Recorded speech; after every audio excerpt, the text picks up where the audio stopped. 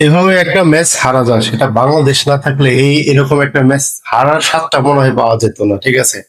তবে বাংলাদেশের ম্যাচটা হারাতে যতটা কষ্ট না পাইছি, ততটা কষ্ট পেয়েছি ফায়াদুল এবং হামজা চৌধুরীকে।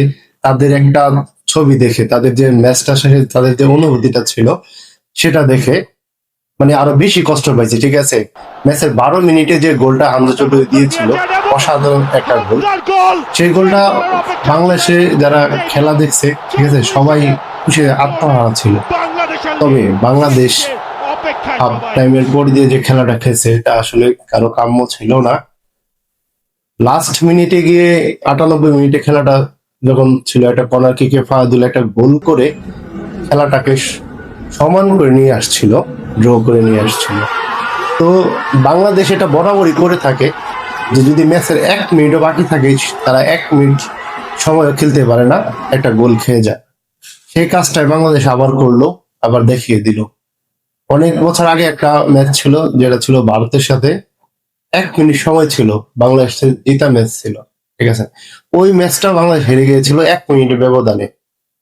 মানে ওই গোলটা হওয়ার পরেতে খেলাটা শেষ হয়ে গেছে। তো বাংলাদেশ যদি আরো 20 মিনিট সময় দেওয়া হতো ওদেরকে, সম্ভব হতো না।